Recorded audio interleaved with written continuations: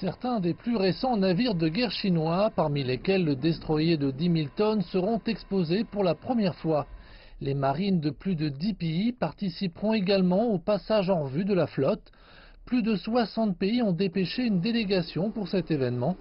La célébration présentera non seulement une rétrospective sur la marine de l'armée populaire de libération de Chine, mais également une plateforme pour la diplomatie navale. L'arrivée du destroyer lance-missile indien Kolkata à Qingdao annonçait des liens normalisés entre les deux marines. Les relations sino-indiennes étaient tendues en raison de conflits territoriaux et des préoccupations de New Delhi face à la puissance maritime croissante de la Chine. L'année dernière, les deux parties ont repris les pourparlers relatifs à la sécurité maritime. Travailler sur un objectif commun est une question très importante pour nous. Être ici à Qingdao en est une déclaration.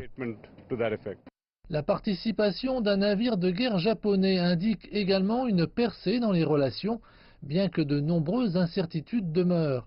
Quant aux puissances maritimes occidentales, elles ont décidé de ne pas y participer. La décision de Washington intervient dans un contexte de tensions commerciales croissantes avec Beijing. Les États-Unis ne revendiquent aucun territoire en mer de Chine méridionale, mais ils ont souvent contesté les revendications de la Chine en effectuant des opérations dites de liberté de navigation. D'ailleurs, les États-Unis n'ont pas manqué de critiquer les manœuvres chinoises dans ces eaux. Beijing profite de ce 70e anniversaire pour sensibiliser ses homologues du monde entier. La marine chinoise souligne que son développement ne constitue une menace pour personne, mais une garantie pour la paix. Un des objectifs des activités à Qingdao est d'instaurer la confiance des participants. Beijing expose ainsi certains de ses meilleurs navires de guerre pour le passage en revue de la flotte, à l'instar du destroyer de type 052D Guiyang, entré en service au début de cette année.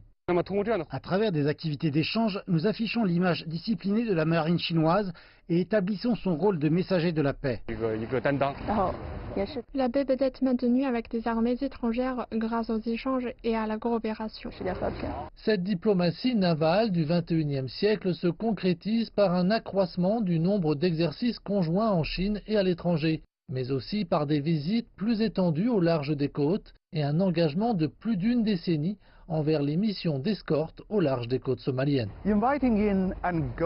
L'ouverture et l'accueil, des termes utilisés pour décrire le commerce extérieur chinois, peuvent également s'appliquer à la marine chinoise dans ses relations avec ses homologues étrangères. Cependant, pour briser le scepticisme de certains milieux face à sa croissance rapide, la marine chinoise devra prendre des mesures plus concrètes pour montrer son engagement.